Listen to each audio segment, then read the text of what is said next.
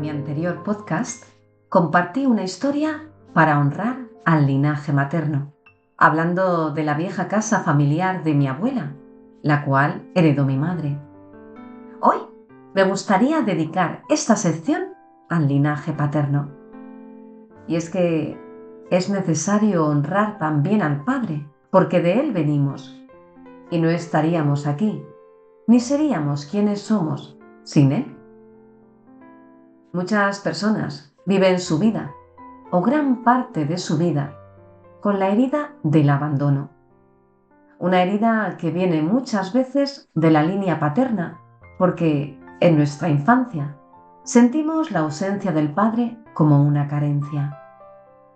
Ponemos el foco en las muchas horas que pasaba fuera trabajando, tiempo que nos hubiera gustado que nos dedicara.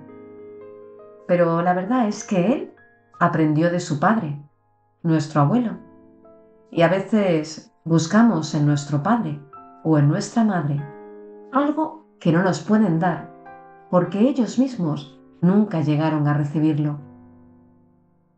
Por ese motivo, no pueden darnos lo que nunca aprendieron.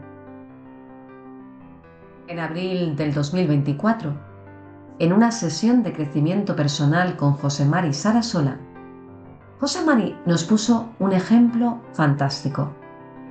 Pongamos que nosotros queremos que nos den un caramelo y nos acercamos a esa persona con la ilusión de que nos dé un caramelo. Pero es que resulta que esa persona no tiene caramelo y no nos los puede dar porque no hay caramelos. Eso es también lo que sucede con el cariño, con el afecto, porque ese caramelo es quizás el abrazo o el apoyo que nos hubiera gustado que nos diera nuestro padre y que él no podía darnos porque no lo había recibido y por tanto tampoco había aprendido a darlo. Lo peor es cuando el juicio entra en juego. Nos ponemos a juzgarlos por cómo nos trataron. Creemos que nosotros lo haríamos mejor y nos ponemos en un plano de superioridad. Hasta que no comprendemos que nuestro Padre nunca nos ha abandonado y que realmente nunca nos abandonará, porque siempre está dentro de nosotros, en esa carga genética que venía en el espermatozoide que nos dio vida al fecundar al óvulo materno. Vivimos en la carencia, en el juicio que nos tiene presos y no nos permite avanzar en la vida, porque no somos capaces de perdonar ese pasado. Nos sentimos víctimas abandonadas, a las que el padre o la madre dejó solos. Y es nuestra responsabilidad consolar a ese niño que fuimos y que siempre está dentro de nosotros. Que es nuestra tarea hacer comprender a ese niño interior que nunca hubo tal abandono. Nuestros padres y abuelos vivieron cosas que jamás sabremos porque ya no están aquí para contárnoslo. Y aunque estuvieran, es posible que ni siquiera pudieran expresar con palabras lo que vivieron, y menos aún lo que sintieron. A veces, de nuevo, todo vuelve a formar parte de un oscuro secreto familiar muy arraigado y profundo que permanece silenciado para siempre. Mi apellido, Nieves, viene de mi abuelo paterno, y yo, sin saberlo, fui a reencontrarme y a hacer las paces con el linaje paterno a Utah, donde pasé 2 cursos como profesora visitante en Estados Unidos. Allí me encontré de lleno con la nieve, con la que yo había tenido escasa relación antes de irme a Utah. Sin embargo, lo cierto es que yo siempre había soñado con vivir una temporada en un país en el que nevara como nevó allí, especialmente durante mi segundo curso. El primer encuentro con la nieve se produjo con la matrícula de mi coche. Es que tenéis que saber que en Estados Unidos la matrícula del coche se cambia cada vez que el coche cambia de propietario. Si tú compras un coche de segunda mano, hay que volver a matricularlo y la vieja matrícula ya no sirve para nada. En el estado de Utah en particular, existen 3 modelos de matrícula y cuando compras tu coche, puedes elegir el modelo que quieres. Una de las matrículas es muy patriótica, muy americana. Trae la imagen de la bandera de Estados Unidos con el lema In God We Trust. Confiamos en Dios. Otra trae la imagen del Delicate Arch, que es una imagen emblemática del Estado, un monumento natural que se encuentra en el Parque Nacional de los Arcos. La última trae la imagen de un esquiador que baja de las montañas nevadas con el lema Greatest Snow on Earth, la mejor nieve de la Tierra. Las dos últimas, la del arco y la del esquiador, traen además el lema Life Elevated, vida elevada. Cuando yo compré mi coche, yo quería la imagen del arco, porque era la imagen que traía de fondo de pantalla mi móvil. Un móvil que compré a propósito para llevármelo allí y que traía esa imagen sin saber yo dónde estaba ese sitio. Imaginaos mi sorpresa cuando aterricé en Utah y vi el arco en las matrículas de los coches. Pero resulta que se equivocaron. O no se equivocaron, porque ya sabemos que nada sucede por casualidad. Y me dieron la matrícula del esquiador con las montañas nevadas. En aquel momento me llevé un disgusto tremendo, hasta que por fin caí en la cuenta de que había sido el abuelo Nieves, como si me estuviera diciendo: ¿tú no eres Nieves? Pues toma Nieves. Otro día se produjo también un reencuentro totalmente inesperado. Sucedió en una clase de baile, una clase de salsa, en la que me puse a preguntarles a los chicos cómo se llamaban. Y resulta que uno de aquellos chicos se llamaba Rogelio. Rogelio era el nombre de mi abuelo paterno. Y yo me llamo Rafaela por mi abuela paterna.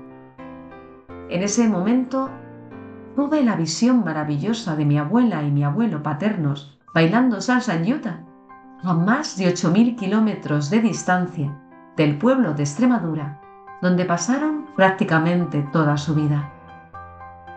Para mí fue algo realmente liberador, como si me estuvieran dando su bendición. Fue como si los dos me dijeran: hija, estás en el lugar correcto. Mi padre aprendió de mi abuelo. Nunca sabré lo que vivieron, o lo sabré a pinceladas, que no son más que la punta del iceberg. Si el abuelo era más rígido, o tenía menos sensibilidad por las circunstancias que le rodearon a él en su infancia y a lo largo de su vida, quizá no estaba disponible para ofrecer a su hijo todo lo que él habría necesitado para desarrollarse en plenitud. Pero, en definitiva, es todo perfecto. Y fue así, porque no podía ser de otra manera. Era necesario para lo que las generaciones siguientes tenían que aprender en su camino. Y debemos ser muy conscientes de todo eso para poder estar en paz con esa línea paterna y perdonar ese pasado que no alcanzamos a comprender. Lo hicieron lo mejor que pudieron y lo mejor que supieron en el nivel de conciencia que podían tener con sus circunstancias. Eso es todo. Yo hoy quiero honrar a mi padre con una historia que escribí para él en el 2020, justo cuando nos empezaron a dar permiso para salir de casa al terminar la pandemia.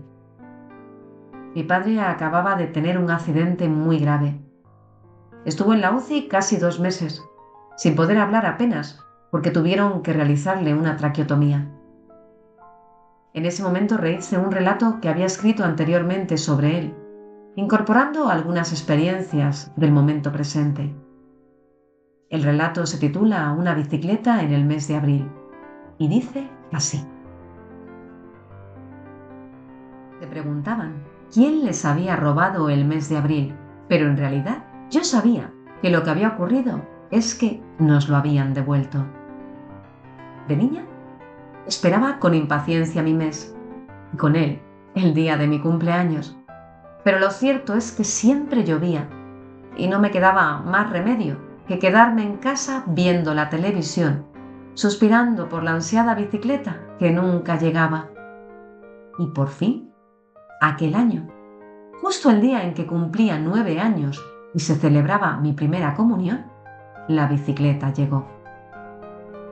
Llegó casi como un ritual de iniciación.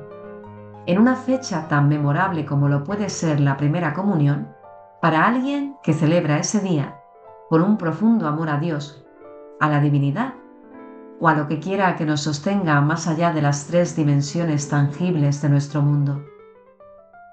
Yo misma fui la que insistió en que ambas celebraciones coincidieran en la misma fecha, sin que me importara quedarme sin la doble ración de regalos porque, ya por aquel entonces, para mí, esa celebración era en sí misma el mejor regalo de cumpleaños.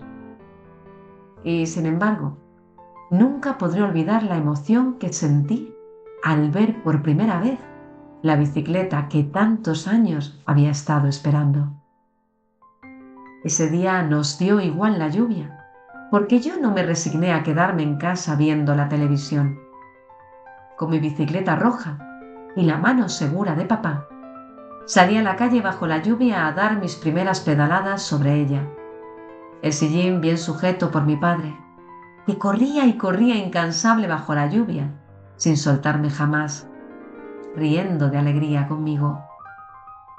Fue en aquella primavera y en aquel verano cuando aprendí a montar en ella con su ayuda. Cada tarde salíamos juntos al aparcamiento casi desierto por aquel entonces. Él sujetaba la bicicleta y corría por detrás de mí mientras yo pedaleaba con todas mis fuerzas hasta que me soltaba. Las primeras veces me topaba con el suelo o saltaba de la bicicleta antes de caerme y la veía estrellarse contra el asfalto. A pesar de los moratones y los golpes, jamás podré olvidar la maravillosa sensación de libertad que sentí al ser capaz por primera vez de mantener el equilibrio por mí misma.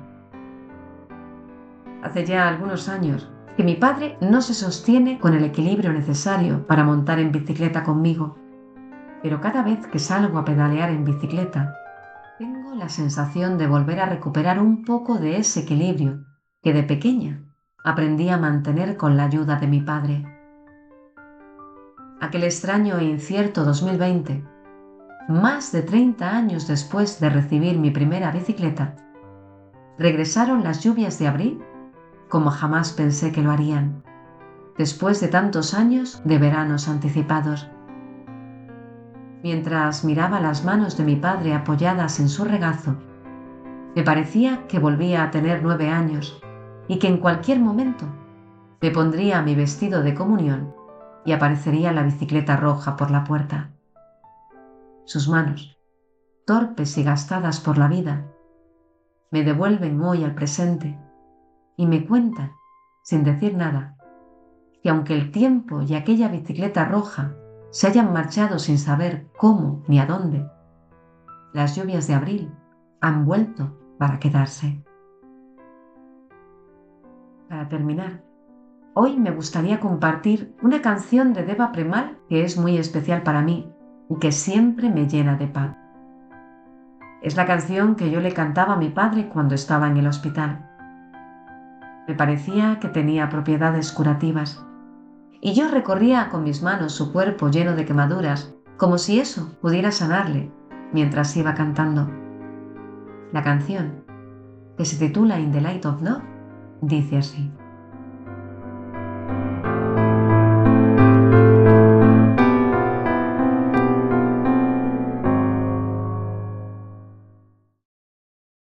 In the light of love, we are whole. In the light of love, we are home. In the light of love, we heal and sing. Thy will be done. In the light of love. La canción en castellano dice: en la luz del amor estamos completos. En la luz del amor estamos en casa. En la luz del amor sanamos, cantamos. Que la voluntad sea cumplida en la luz del amor. Gracias querido oyente, por tu tiempo. Gracias, gracias, gracias y feliz vida. Que los hados te sean propicios.